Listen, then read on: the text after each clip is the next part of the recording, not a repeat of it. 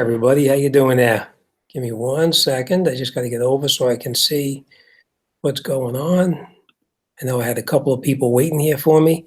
Sorry, I'm a little bit late. I was actually just talking to one of my subscribers, MG, or better known as McGee63, MGEE 63. I was just finally got a chance to give him a call. I promised him I was going to. It just slipped my mind, and I finally just remembered. So, hello everybody. I hope you guys are doing okay. 1 second here. I don't know why there's ads on here, but it shouldn't be. Okay. I don't know why, but I just turned my computer on. And what do I see? I see an advertisement for a water park. All right. Give me 1 second. Okay. Hello, Joe. How you doing there? All right, Gerald, how are you? Gerald, I know I promised you. I didn't forget. I got it right here. I will be shipping it out this week to you. I know I promised you. I got all your information right here as well. So I will be shipping it out this week to you down in Texas. Lon, hi. How you doing? Good to see you as well. Hope everything is well. Been a while. I haven't talked to you. I'll give you a buzz during the week at some point. I'll try to give you a buzz tomorrow then, Lon. Okay, who do we have here? We have everybody from all over the country, or what's going on? We have Chris here. Where's everybody call home? I know, Lon, take a fishing trip. I wish I was taking. Oh, I know what you're talking about. All right, where is everybody from? I know Hayward's in Pennsylvania. I know Lon is in someplace in Ohio. Keith is in Pennsylvania. No, I'm in Pennsylvania. Keith is in Staten Island. Joe, I know you're here in Jersey. Hope everything is good at home there with you guys. All right. All right, so we got a couple of things. Oh, Hayward's down in Hotlanta. Oh, boy. That's that. I know down there you probably got, well, today was a little bit warm and sticky here, but I'm sure down by Hayward it's probably hot and sticky for what, 7, 8 months of the year, something like that, I'm sure. So, all right, we got another one from Georgia, Erie, Pennsylvania. All right, Gerald, I know you're from Texas. I know that. Eddie Burns, Jersey City, New Jersey. I remember that, Eddie. All right. That's my old stomping grounds. I grew up in Jersey City. Still go back there on a regular basis. Of course, it's not far from my shop as well. You know that. AC works year round. Hayward, you don't have air conditioning in the shop by any chance, do you? Oh, Chicago. Okay. California, Illinois, Florida. Wow, we got everybody from all over the place here. All right. Well, thank you for spending your Sunday evening here with me. We do have a couple of things that we're going to do today.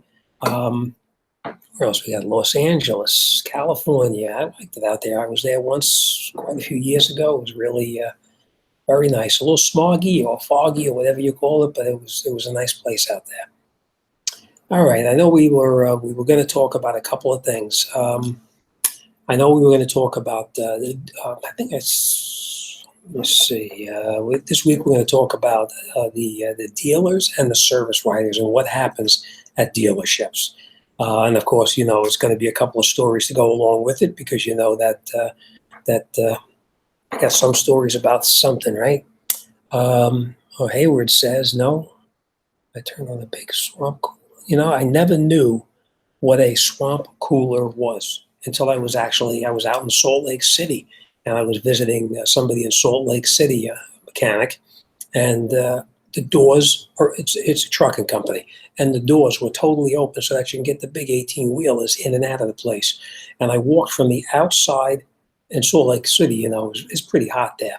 Walked from the outside inside the building, and it felt like the temperature dropped like 30 degrees. And the doors are wide open. I said, wow. I said, you guys run the air conditioning here all the time? And he said, no, it's called a swamp cooler. And that's how I found out the first time about what a swamp cooler is and how it works. It's amazing to think that just pumping groundwater up like that and pumping it through the the cooling fans and cooling fins can cool the shop off, but it did. It felt really good inside that shop. Ah, my buddy Ozstar is here. Hi, Glenn, welcome. The warden is letting me use his laptop. All right. Well, thanks for stopping by. Hope everything is okay with you, Glenn. Let's see, Steve Robb. Steve, how you been? I haven't talked to you in a long time. Hope everything is okay. I'm sure you have your northern camp getting up and running now, I'm sure. Joel says, nice shirt. This is a new shirt. This is one of my daughters gave me this one here, I believe. But I got a couple of new shirts because, as you know, Father's Day was a while back. But I got a couple of new shirts. You guys will see them. But this is one of my new shirts. And next week you'll see another one. And the week after that, you'll see another one. All right. Okay. Got a couple of things we're going to talk about today. Yeah, that auction is amazing. My buddy Glenn is saying, did we catch the Barrett Jackson auction in Connecticut this weekend? No, I haven't been to any of the auctions. Only rich people can go to those kind of auctions because the average guy can't afford that kind of stuff. Is when you see these cars in Barrett Jackson, they're absolutely perfect. I was on TV one time. I was just flipping the channels and I saw another one, and I'm thinking it was in Arizona. And they had a lot of the very high-end cars. I mean, you had a lot of cars that are just restored, and then you had a lot of the cars that are actually all original and worth the big money. But yeah, the Barrett Jackson stuff is usually pretty good. Let me tell you a story about one of my customers. This guy collects cars. He had a lot of cars.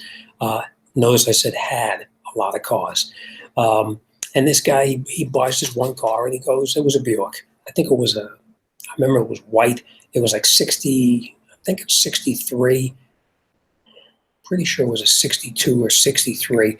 It was one of the first years of Skylark came out, whatever year that was. And the car was in mint condition. It was so clean that the underneath part of it, when I lifted it up on my lift, I had to put rubber pads underneath there to lift the car up onto the lift. That's how clean the car was. Well, he needed a filter for the car. So he lived a lot further away from the shop. He used to have them brought to my shop on a truck. It was a tow truck, but the truck was actually called the horseless carriage. And they used to transport vehicles, but they would transport them inside a truck. It was like a tractor trailer, and they had lifts inside. So they would actually put the vehicle inside, and they would transport it like that. Well, this guy brings the car down to me, and I take a look at it, and anyhow, we needed just a small filter for it. So I said, look, I get the filter sent down. I said, I'll have it tomorrow. They don't have it in stock, but I have it tomorrow. He said, no. He said, I'm going to take the car back home. He says, I'll pick it up at the dealer myself. Well, he gets the car back home by his house. The dealer is only a short distance from his house. So he says, you know what, I'm going to take the car and I'm going to drive the car over to the dealership. He drives over to the dealership. He parks out in front of the parts department. He goes in there and he says to the guy, he says, I want to order a gas filter for this car. So the guy says, I have the filter right here. He goes and gives him the filter and everything. Guy goes, my buddy, he leaves. He's walking outside. The guy from the parts department goes running out. He says, whoa. He says, don't go away. He says, my boss wants to talk to you. Now, the boss is the guy who owns the whole dealership. So the guy's waiting there. The guy comes down. He goes and looks at the car. He says, this is a beautiful car. He says, I love this car. He says, how much you want for it? He says, well, the car's not for sale. He says, I just got the car. He says, I'm not selling the car. And the guy says to him, no. He says, tell me a number. Give me the number, whatever number you want. He says, I want this car. So he said, no. He said, this car is not for sale. So my friend starts walking away. The guy goes over, grabs him by the arm, and he says to him, no. He says, you don't understand. He says, I don't want you leaving. He said, I want this car. He says, give me a number, and I want to buy the car. My friend got in his car and drove away and didn't sell it to him. Me, everything in life is for sale for the right price, and I would have just sold the car. As it turns out later on, I'm going to put this as delicately as I can. He was doing something not quite legal, and all of his cars were taken, all of them. He had probably, I know one he had particularly had sent to me. It was a 1975 Eldorado, 26 miles on it, the original 26 miles. It was mint condition, convertible, white leather interior, red with a white rag top on it. And all of these cars got taken away because he was playing around and he got caught and they took everything away. So point I'm making is that he should have sold the Buick and he would have, at least he would have got a good amount of money out of it. All right, let's see what we got going on here. First, before we, Steve, believe it or not, $1 million. This car, you would not, I mean, when I say this car was in absolute showroom condition, that when you opened up the hood, everything underneath there was immaculate. And when I lifted it up, like I was telling you, underneath there, you couldn't even lift it. I had to go get little rubber pads to put underneath my lift that had the rubber pad on it already because I couldn't take a chance on damaging or scratching or doing any damage underneath there at all. But I don't know. To me, everything in life is for sale. You know what? I'm going to tell you another story. We'll go back to this one here in a minute. It's about a Dodge Stealth that I bought from a guy. You know, last week we talked about buying, fixing, and selling cars. Well, I do that all the time. And this car here was actually one of my customers. And I think I may have told you the story, so I'm not sure if I did.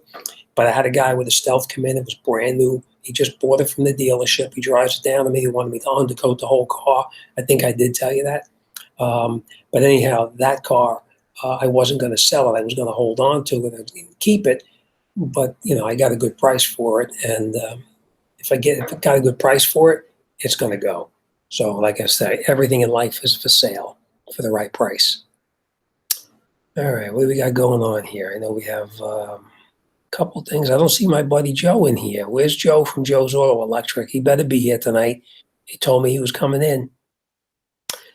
All right, let's see. $1 million. I bought an oil filter tube for the same parts department, the same dealer for $5. Okay. Oh, Amigo, North Carolina. All right. Got a good friend of mine is on the job down there. He's a police officer down there. He used to work for me when when he was up in the Bayonne area. He was a mechanic working for me and got a job offer down in the Carolinas, and that's where he went. Around my place, there's no museum. So everything is for sale. Yep. Well, what happened is this guy bought remember that the 75 Eldorado I was telling you about? Well, he bought this Eldorado. What happened, the history on this Eldorado was it was third owner. What happened is it belonged to somebody who was actually Gerald from your neck of the woods. I think it was down in the Texas area. They bought the car and they had the car, the guy owned the banks, and it was inside the car, in the bank, stored inside the bank as a showpiece. And that was in his bank down there as a showpiece. And when he passed away, a collector down in the Carolinas someplace wound up buying the vehicle. And when he passed away, that's when my friend bought the car from him. So it had 3 owners, and 2 of the 3 owners are gone. I said to my friend, I said, oh, I think I probably would have passed on that one. I don't think I would have bought that car. All right. Okay. Gerald, hang in there. I'm going to get that out to you. I do have it here. I will get it to you. All right. Steve says, up here, you need a deal or destiny to sell more than 10 cars a year. They watch for that. And yeah, it's true. Down here, they do the same thing, Steve. You're allowed to do so many cars per year. And if you have too many cars, then you do need to have a dealer's license. Okay, I have a couple things we're going to talk about first. Anybody with any car questions, you want to send me something in the chat. You know, we can talk about it. But I do have a couple of people that asked me some questions, and I just want to respond to them now because I told them I was going to. And this is from this is Joshua. It says, question. Recently, the mechanic replaced the compressor in my Chevy Impala and charged it. The AC started working fine. It worked great for like a week. The compressor started making a grinding noise, especially when the car was at idle. And upon inspection, it was discovered that the compressor was bad and the AC stopped working.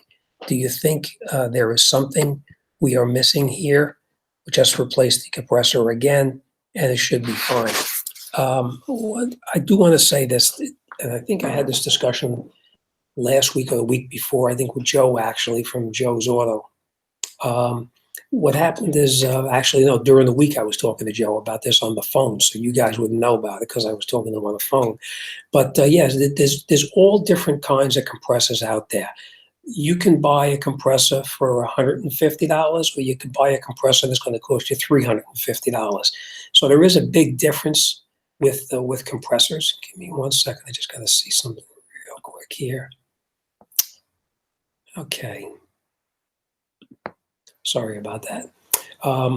Yeah, there's all different qualities in compressors. When you get these compressors and you don't know who's manufacturing them, especially when you get these ones that are made overseas someplace.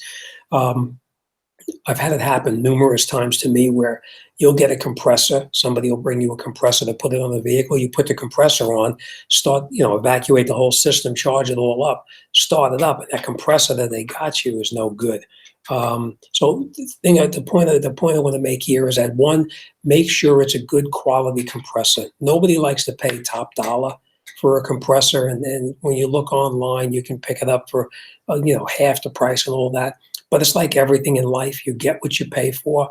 If you buy a cheap knockoff, you're going to have trouble with it.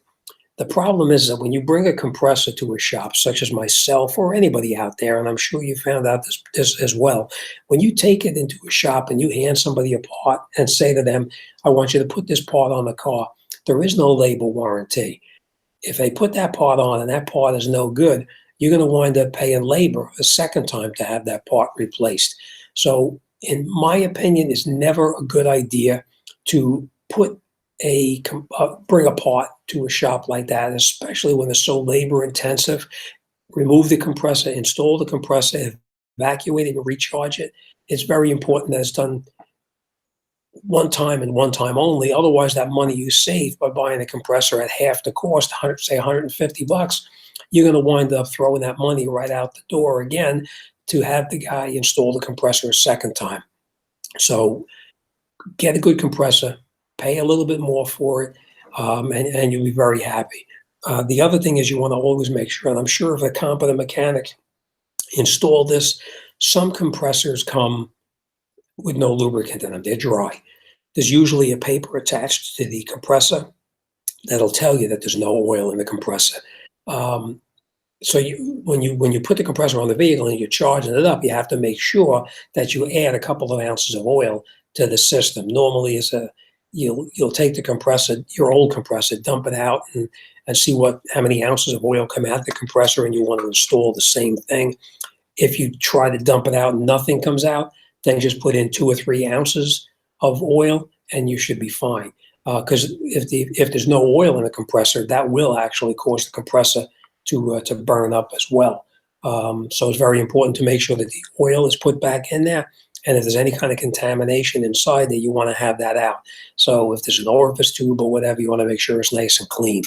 The next thing you want to make sure too is that when you put your compressor on, that noise is the noise coming from the compressor, or is the noise coming from the belt itself? Because if the belt is worn, that'll give you some kind of an indication of the noise too. It won't cause the compressor or the air conditioning to stop working, but you will have a little bit of noise coming out of there. So a couple things you want to do: make sure you have a good quality part. Make sure the compressor oil is in there, and make sure your drive belt is in good condition, and you should be okay. All right, I hope that clarifies it for you, Joshua. Okay, next thing we have here is Julie says an RX 350 tire sensor light still on after fixing pressure. Also filled spare tire, still can't get the light off. Any suggestions? Depending on what year the car is, Julie, if the car is more than say 5 or 6 years old, it's a very good possibility that the batteries are going dead in the sensor itself. Now, I don't think this has a spare tire with the sensor in it, but it's possible it does. So you want to make sure that the batteries are all good. The only way you can tell if a battery is good is you have to have that tool to go around and check each one of the tire sensors to make sure that the batteries are good. If you have a tool, you can actually just go up to the side of the tire and activate that sensor. It'll tell you what the frequency is and if the battery is good or no good or weak or whatever. But I have a suspicion that one of the sensors is either defective or the battery has gone dead in one of the sensors. And again, the only way to tell for sure is to actually get a tool and go around and check it. They do sell a lot of these tools aftermarket, so you may want to take a look online or just stop by your local repair shop and have them just test each one of the sensors to make sure that it's no good. But most likely, one of the batteries has gone dead in the sensor, or you just have a bad sensor. All right. So, all right. Let's see what we got going on here. Oops, sorry about that. What the heck happened here? Let me just see what we got going on. Give me 1 second, guys. All right, let me see what I missed over here.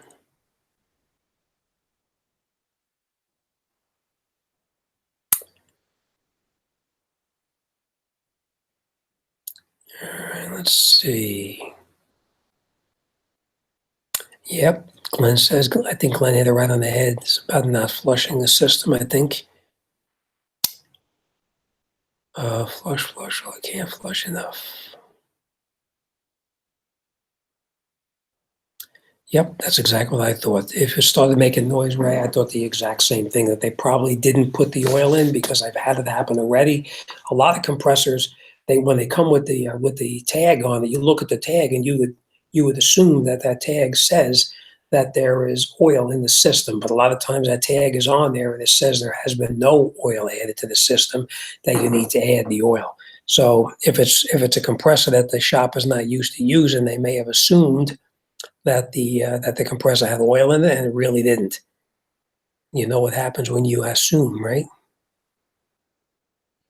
Probably not. Good question, Ray. Gerald, that's right. That was a good question. Joel says aftermarket parts. Getting to be almost all junk. I have a new rule. Only factory parts. Just saying. Joel, I have to agree with you. Most parts today are real. Oh, you know what? I just see something else down there. We'll talk about that in a second too. Most of the quality in parts is not there anymore. Years ago, you used to buy a good quality part. You used to buy a Napa or Eklund or whatever, and even the quality in those parts are not like they used to be. I had an incident recently where I had a Honda, and I think I even have a video on it there, where we changed the hub bearings, and also the sensor. Put the thing together, the car leaves, comes back a couple of days later, the light's on the wheel for the ABS sensor. I scan it only to find out that the new sensor that I just put in was no good. Problem with a Honda is you don't just bolt the bearing in there, it's pressed into the hub. So the only way to get it apart is you got to destroy the bearing to get it apart. So that one I wound up doing twice, and that was actually a bearing made by Napa. And as it turns out, Napa, you would think, would be a good quality part. After talking to the guy in the Napa store, what's he telling me? He said, yes, it's made in Japan. The bearing that's supposed to be Napa, which was always made in the USA, is now made in Japan. I don't know why tonight this picture, I don't know, guys, what's it look like on your end? Does the picture look normal? Does it look blurry? What's going on? Because when I'm looking on my YouTube page, it's very blurry. When I look on and then this is my regular YouTube channel page, I should say, it's kind of blurry, the picture. But if I click back and I go to the Google Hangout, it's a nice clear picture. But it looks like it comes and goes. Like now it's fairly clear, but before it was actually kind of not clear. Unless I need another pair of glasses, maybe. What do you think? Okay, erase. It is? Okay. Mrs. Jimthecarguy says it's clear, so I guess it's just me. Okay. Let's see. Ray says, man, you ain't joking. Don't ever say dormant. That's a nasty word. You know, years ago, Ray, and I'm sure you agree with me, Dormans, they were really good products. Today, their quality and parts is just like every other manufacturer out there is absolutely horrible. I had a customer come in probably 6 months ago, and I think I even have a video up there on this. It was a Chevy Silverado.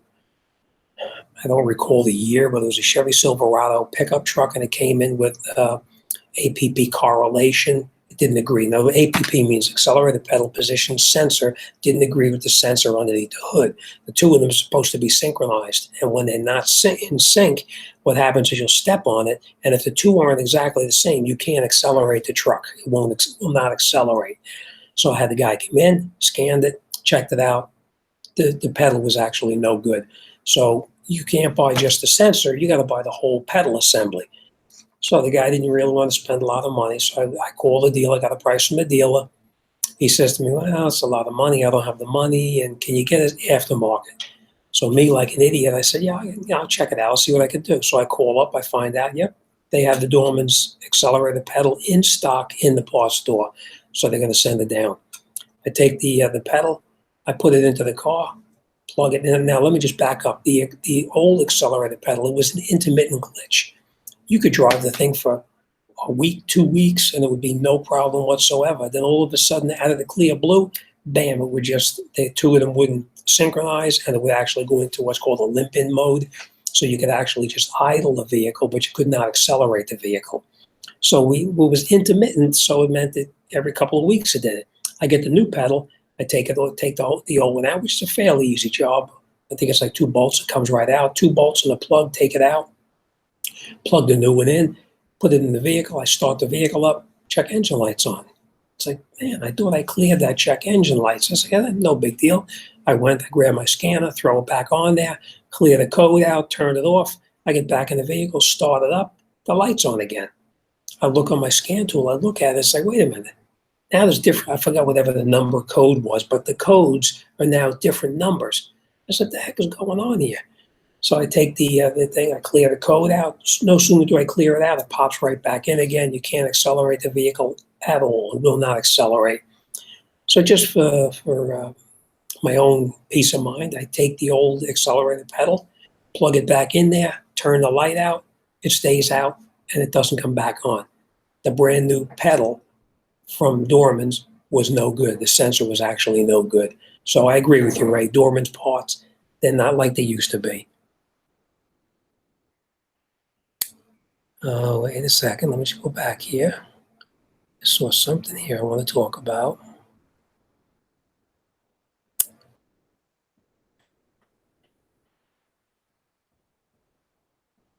Sorry, I'm just looking for that.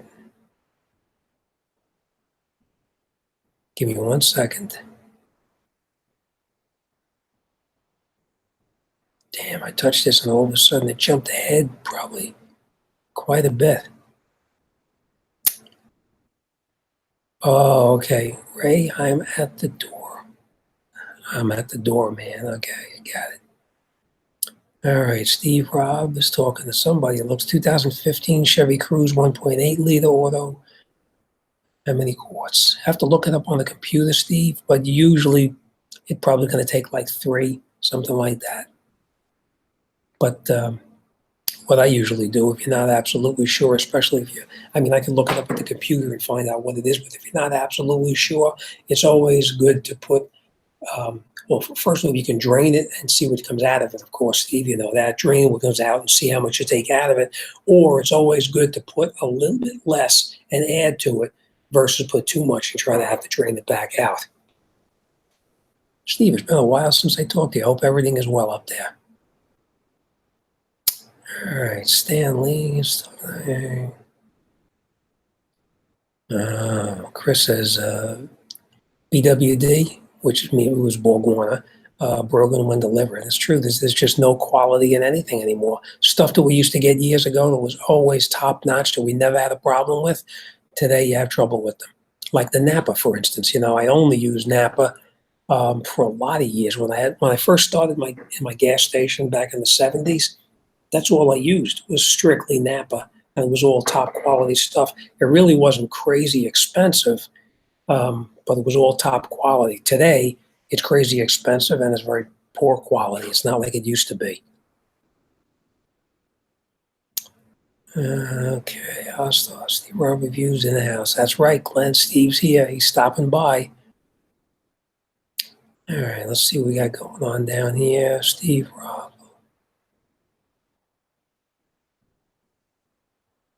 I'm going to scroll down here. Okay. I'm looking for my buddy Joe, and I don't see him here. I think I'm going to have to text him and ask him, where is he? All right. And Jim Johnson says, how many different types of antifreeze do you stock in your shop? What do you think about the universal blend? I would never use the universal, Jim. It's a good question. It's a very good question. And I know from firsthand experience that if you use, you guys probably remember this when the era talked about a Honda, that ultimately I wound up buying from the customer because it was so many problems with it. But it was a Honda Element with a 2.4 liter. It came in and it was actually losing antifreeze. And after I checked it to find out what it was, it turns out that on the throttle body itself, there's cooling lines on there, and it was leaking antifreeze. And I looked at it, I said, no big deal. It's just a hose. So, I just changed the hose. And when I went in there and looked a little bit closer to find out, it wasn't the hose. The actual tube itself had rotted through. When I took the cap off of the cooling system to look down inside of it, inside the cooling system was like solid rust. Somebody had put the wrong antifreeze in there or put water in there, whatever they did, and it rotted it out. So Jim, to answer your question, I probably stock 4 or 5 different antifreeze. I keep the Honda antifreeze. I keep the Toyota or Lexus antifreeze there. Keep the Nissan, and then I'll keep like a Dexcool in there as well. And of course, the regular ethylene glycol antifreeze too. So probably 5, 6 different kinds like that. But the universal stuff, I always stay away from it. Only if the car is a real old, beat up type car, then you could use the universal. But I usually always try to use whatever it calls for that particular vehicle, which doesn't necessarily mean that it has to be from a dealership, because you can buy Honda antifreeze. They do make it aftermarket, and everybody knows the Honda antifreeze is blue. The Nissan antifreeze, that's blue. Toyota, we know that that's the red antifreeze. So you can buy antifreeze that's specifically made for Toyotas or Hondas, whatever. It'll say it on the label itself. But there's probably in my shop about 5 different types of antifreeze. All right, let's see. Well, those ones are really all the same stuff. Okay, and Ray says, in my Shopify deal. Okay. All right, I think a lot of people are just talking back and forth over here. Okay. All right, we'll come back to this. Okay, yeah, I guess it was probably just me because now it seems to be okay. And Mrs. Jimthecarguy said that on her computer everything looks good, so I guess maybe it's just these glasses or these eyeballs, something like that. Okay, here's another question from one of my other subscribers, and this one is: I have an issue. I have the same issue on a 2007 Accord, a Honda Accord. When I turn the key and suddenly it has no electricity until I release the key. Then I try it again until it starts. The easiest thing to do before you go crazy, now you'll see there's a video in here that I do about diagnosing a no start, and I think it was actually on a 2003 Honda Accord. As it turns out, that Honda came to me because I never saw the guy before, but it was actually towed into my shop.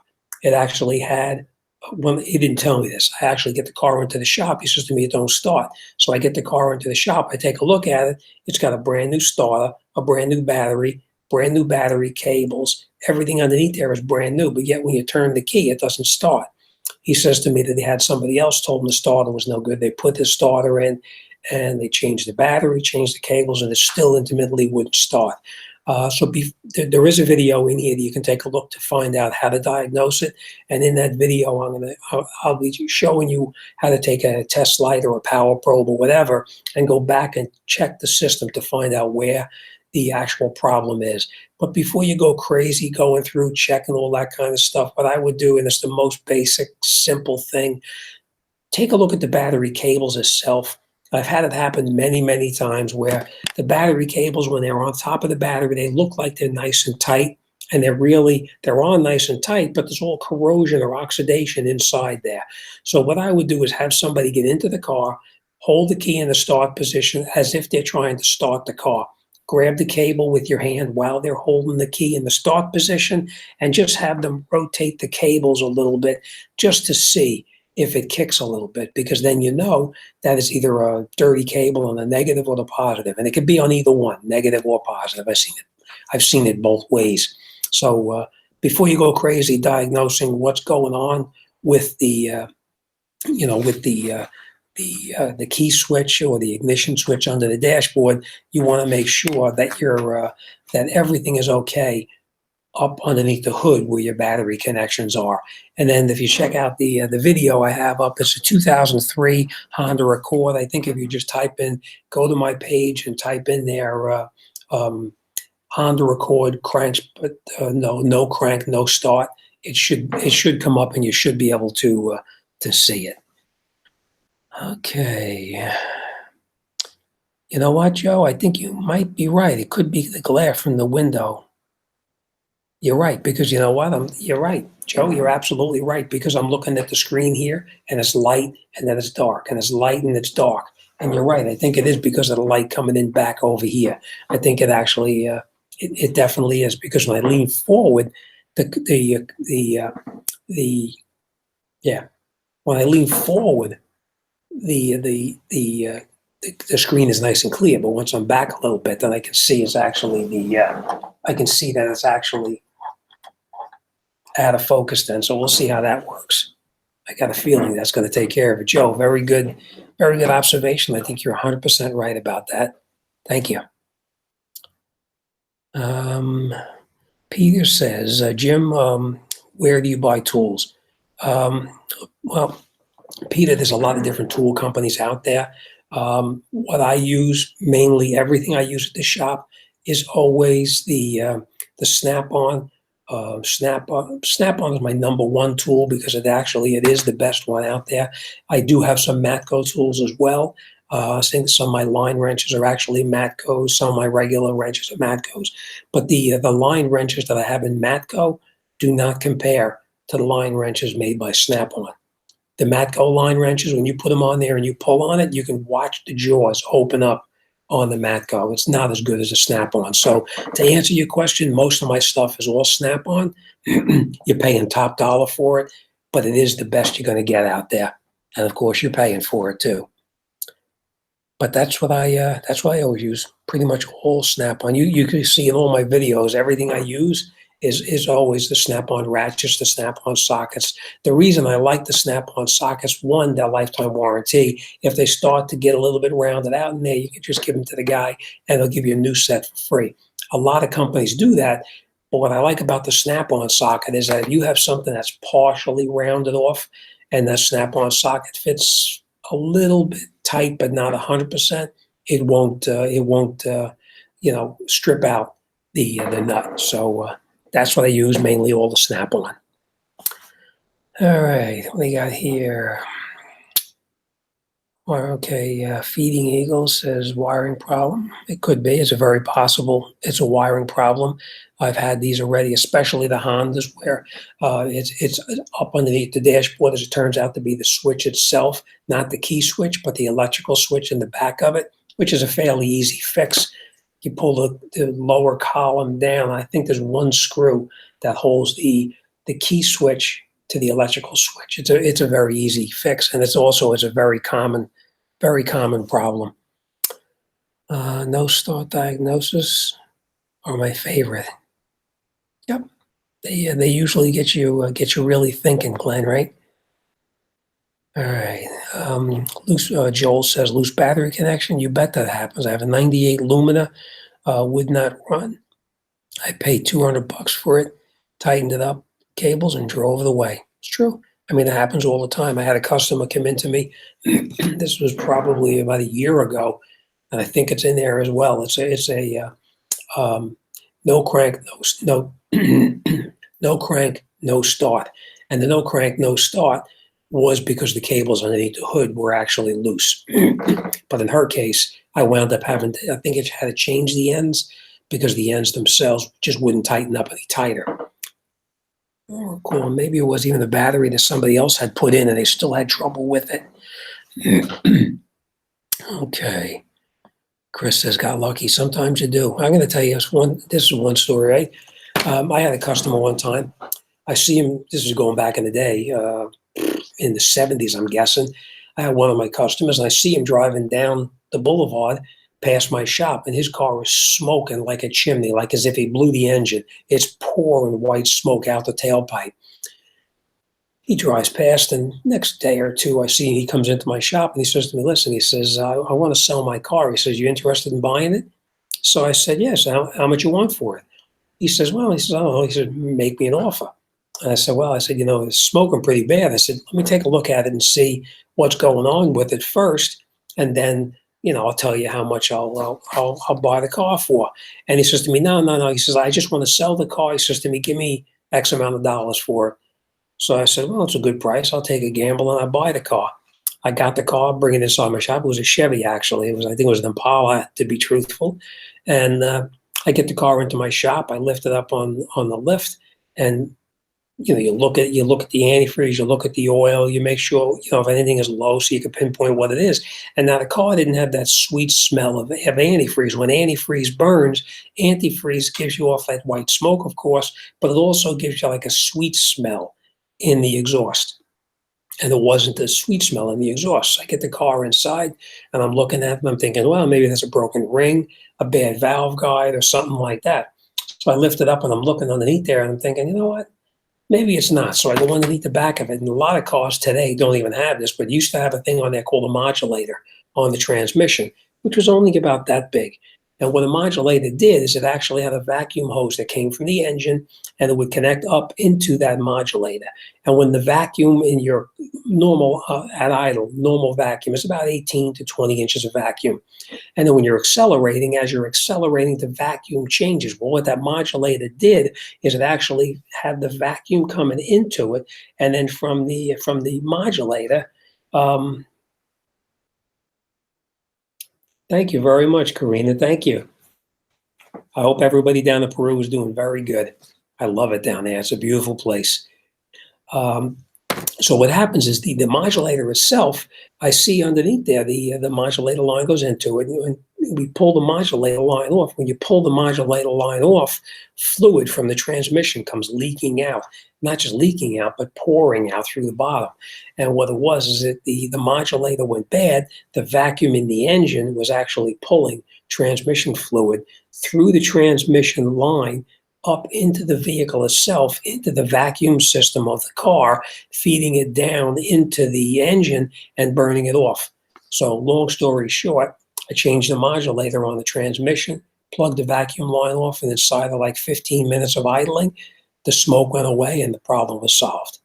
So, but unfortunately today, cars don't have modulators, so we couldn't be so lucky. Unless you're working on an antique, then if you actually have smoke, pull the modulator line off, and the fluid drips out of there, even one drop of fluid, then you know that modulator was no good. But that was a real common problem.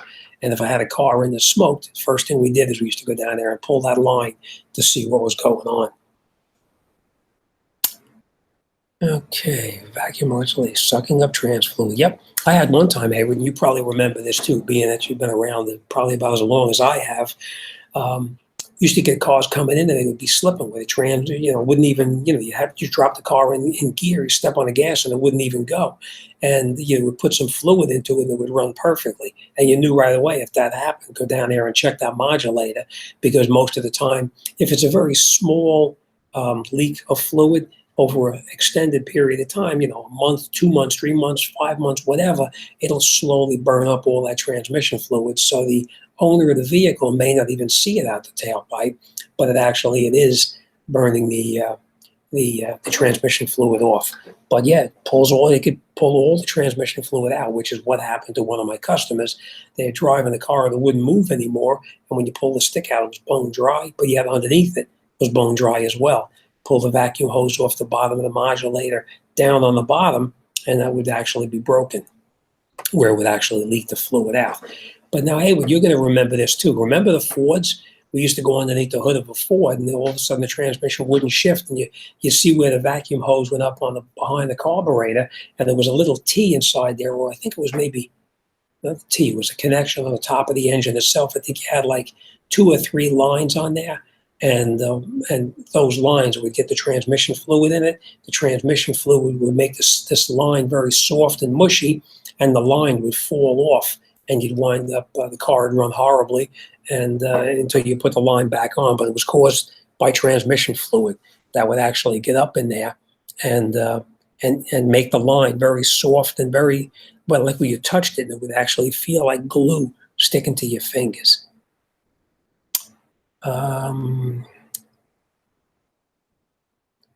Feeding Eagle, I'm very sorry if I interrupt. Love the trade. Okay. Sometimes a hidden kill switch will cause a no start. That's true. Back in this is Super Jones 70 is saying sometimes a kill switch will do that. It's true. Back in the day, back when they used to have points and stuff like that on cars, which a lot of you guys probably don't even know what points and condenser are. There used to be hidden kill switches all over the car. Like I had one customer come in one time and they had a kill switch in their cigarette lighter. When the cigarette lighter was pushed in, the car wouldn't run. But if you pull the ashtray out, I'm sorry, that says cigarette lighter? It was the ashtray. The ashtray was pushed in, the car would not run. If you pulled the ashtray out, it would run. So they used to be hidden all over the place, and those switches would go bad, and sure enough, it would cause the car from not starting. All right, let's see. All right,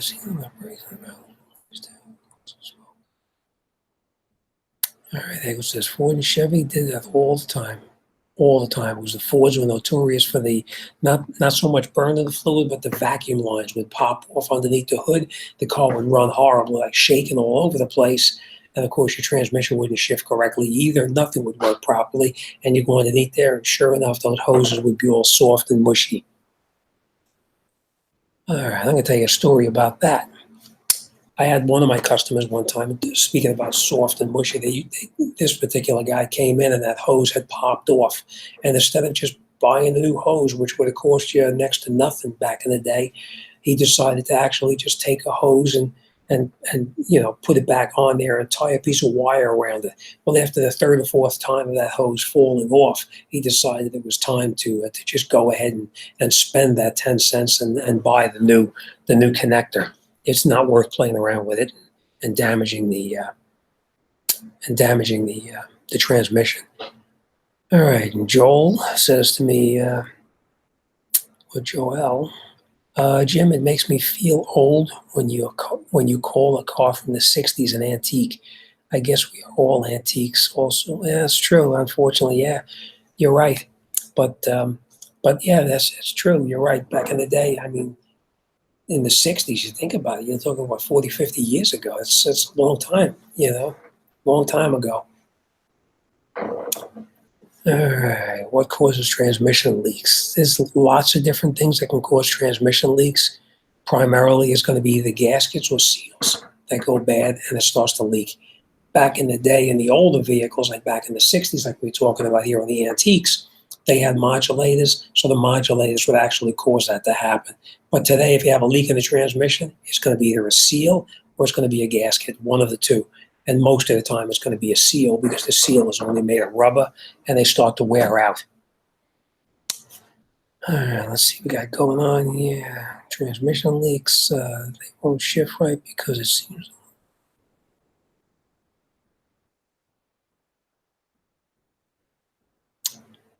Okay. Rear shocks and strut did mine. Okay. All right, I guess we have a lot of people talking to each other here. Okay, all right, let's get back to a couple more questions I had from other subscribers that wanted to know um, about the problem they're having. And this one is sent to me by another subscriber, and this is Frank Kelly, something like that. And it says, nope, we're done there. This is Max Trapp, and he says he has a 2012 Hyundai Elantra center brake light under the rear window caused all the brake lights to quit working. Replaced it, and the headache is gone.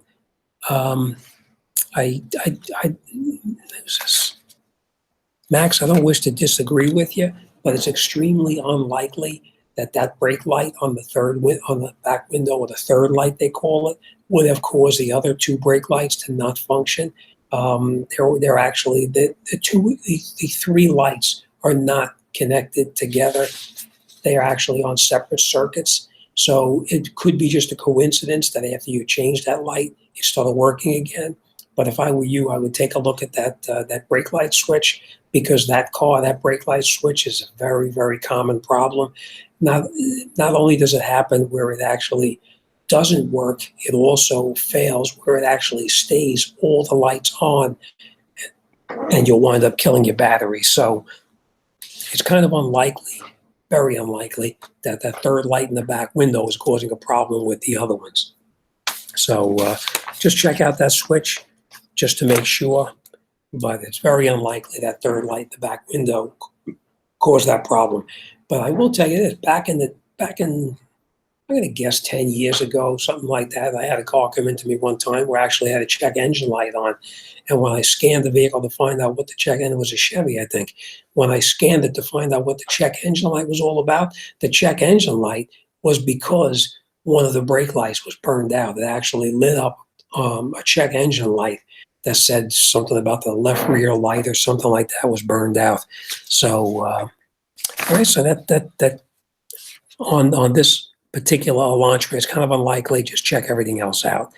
All right, and this one comes to me from another subscriber. It says, Darmas, I think his name is. It says, I have a Honda Accord, an 03 EX. 03 EX, it whines when hot, not cold. If you'll take a look in my my videos, you'll find a particular problem with Hondas. There is a problem where the O-rings go bad, and when the O-rings go bad, it's supposed to be sucking fluid into the pump itself, and instead of sucking the fluid into the pump, it's actually pulling fluid into the pump, but it's also pulling air in at the same time. So if it's pulling air in at the same time, the fluid becomes aerated, and that'll give you the whining type noise as well. So check out the O-rings. I think the O-rings, you get them at the dealer for a couple of bucks. Throw two new O-rings on there on the suction and the pressure line, and I'm 99% sure it will take care of your problem. It is very, very common on Hondas. I've had hundreds and hundreds of people sending me email thanking me for the advice, because it took care of their problem. Such a simple thing as just changing the O-rings can cause some major problems. All right. What do we got going on over here now? Okay. Didn't mean to be rude, Tom. Okay, I think he's talking to somebody else.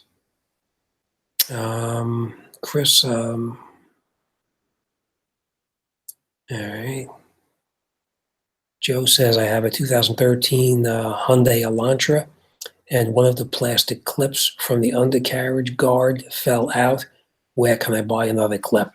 Most of the time, those clips, they do sell them in the regular local parts store, like the big box stores, like Advanced or Pep Boys or anything like that. And they can be reattached underneath the bottom. But if they don't if they don't have it at the big box stores, then it probably is going to have to be gotten from the the Hyundai dealer, but I think you can get these aftermarket. My instructions beat that into me. Okay. You're right, Gerald. He's telling Joseph Hyundai dealer. Yep, because you can. I have them probably down at the shop, an assortment of them, but there's all different sizes. When you look underneath there's a lot of different ones. But sometimes you can get lucky at the big stores and get them. If not, you can definitely get it at the dealership. Tom Manley says I had to finally break down and buy a scanner for the OBD 1, 2. Not sure what that means exactly. Nat says, good evening. Why didn't anyone call me to say the shop is open? Nat, if I had your phone number, I would have called you. You got to give me your phone number. I got a lot of phone numbers for people. Actually, Matt, I was just talking to McGee 63 or MG 63 right before the show started, and I actually lost track of the time. And I said, "Hey, I got to go." I looked over, and I had like 2 minutes to spare. So I think I started 1 or 2 minutes late today. So, but if I had your phone number, I'd call you and let you know. Okay. Certain tools allow you to program the extra key. I'm sure there must be something else going on there. Hey, Jim, you missed my question 3 times. Look back, please. TV, okay, I will look back at it, but I don't have time right now to go back and see them. Did anybody else answer your question? Give me 1 second. All right, I got so much going on here. I will look it up. If you want TV tech, send me an email. You have my email address. It's on my channel. Go to About and send me an email, and I will respond back to you, when I have, a little bit more time. Nissan Rogue, opened it up. Great live stream. Thank you, Glenn. I appreciate it. And I think I'm going to see you probably, I've heard rumors of maybe in August that we're gonna see each other, but we'll see how it is. If you hear anything, keep me posted, and I'll do the same. All right, now I'm going to let this go for a second. I'm going to go over to this computer, and I got a question for you. All right, this is a car question. So, Glenn, you listening? Here we go. What car company was originally known, and don't look this up, don't Google it, okay? What car company was originally known as Swallow's Sidecar? Parentheses, it says AKA SS. All right? What car company was originally known as Swallow Sidecars? I never heard that before. But let's see what anybody has to say, and don't Google it. I want to hear what your thoughts are. I was actually kind of surprised about this as well.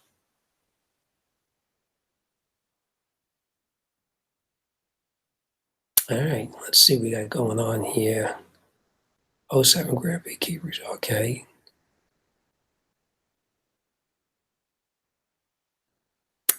Oh, Tom gets it right off the bat, huh? That's right, it was a Jaguar. All right, because you got it so quick, but I'm going to read the whole thing out to you. These are all good questions here. I mean, good answers. Lon says a Chevelle. Tom says a Jaguar. Joe says a Pontiac. Glenn says Jaguar. Ford, Mercedes, all very good answers, but Jaguar was the correct one. It says here, Jaguar wasn't what the answer. Jaguar, which was an SS model, first in 1935, and ultimately the whole car company by 1945. So Jaguar was the first to come out with it. Now, I do hate to tell you this, but I think I'm running out of car questions here. I only have a couple more to go. So here we go. This is another question for you.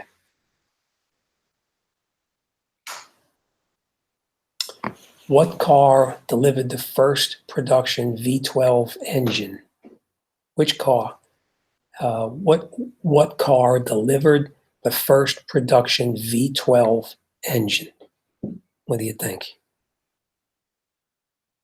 That was a good guess, Tom. It was very good. The Jaguar, that's a very good guess. The SS term wasn't that popular until after World War II. Lon says Duesenberg and Cadillac. So they went to Jaguar. Joe says a Mercedes, a Packard. Okay. Super Jones 70 says a Packard. Karina says a Nissan. Okay, what it is, it says, Chris thinks it's a Duesenberg. All good answers, but not the right one. Okay, now this is the exact question. What car delivered the first production V12 engine? The answer is the cylinder wars were kicked off in 1915 after Packard's chief engineer, Colonel Jesse Vincent, introduced its twin six. So 1915 Packard was the first one. And then after that, it started the V12 war. Okay, I think I only have a couple more and we're done here. Yep, you know what? I think we're going to save these for another day. Maybe next week we'll do one more. Okay, this one here is last one, and then we're going to call it night. When were seatbelts first fitted to motor vehicles? When were seatbelts first fitted to motor vehicles? What do you think?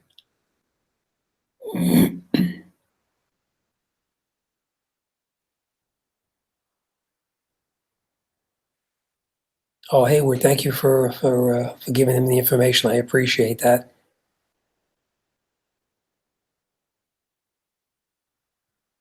Okay.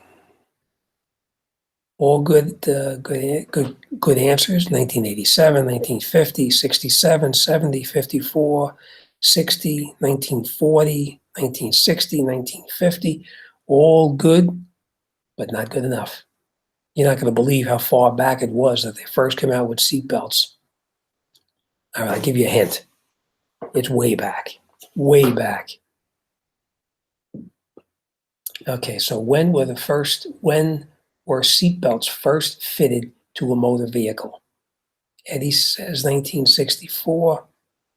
Joe says 1912. We're getting there, but not quite. 1936. All right, we're getting there, but still nobody's close to it, though. All right, now I'm going to tell you. All right, a couple more, and then I'm going to tell you what it is. 1923, 1935, 67, 1890. Actually, to tell you the truth, Karina's probably closer than anybody. But I will tell you, Karina, a couple of years newer. Lon says 1909, getting close, but no cigar.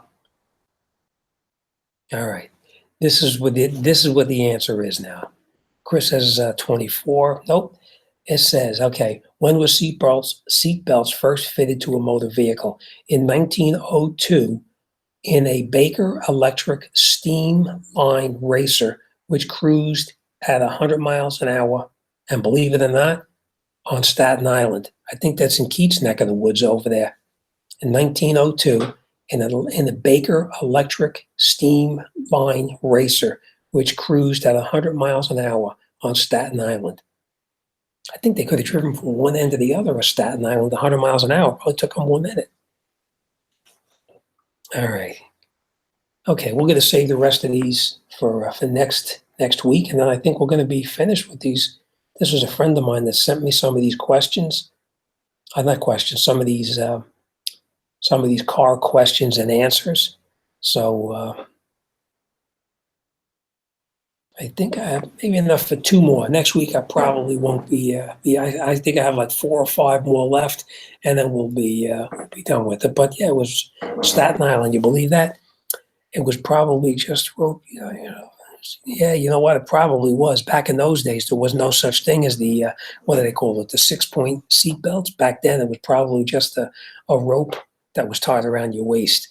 So, but that's when all the farms before the landfill days. Yeah, you're right. Now it's all landfills down over there. Don't tell Keith I said that, okay? Glenn, don't tell Keith I said that. All right. Well, I think we're going to call it night. Anybody who has any ideas of what they want to talk about next week? Oh, you know what? I got started. I forgot to even talk about the dealerships and stealerships and the service writers. Okay, well, you know what? Next week is another week because it's after 8 o'clock already. So next week, I promise you, we'll talk about the dealers, the service writers, and I got a couple of stories for you as well about about one of my customers who actually bought a vehicle from a dealer only to bring it back for the first oil change. Bought it secondhand from the dealer. Bought it secondhand, mint condition supposedly. You don't need anything, and less than 3,000 miles later, she brought it back. It needed brakes, tires, fan belts, air filter, cabin filter, and the transmission flush. So we'll talk about that next week, and then we'll talk about what to do at a dealership and what not to do at a dealership. Dealers will try to run you over the auction. They try to screw you out of every nickel they possibly can.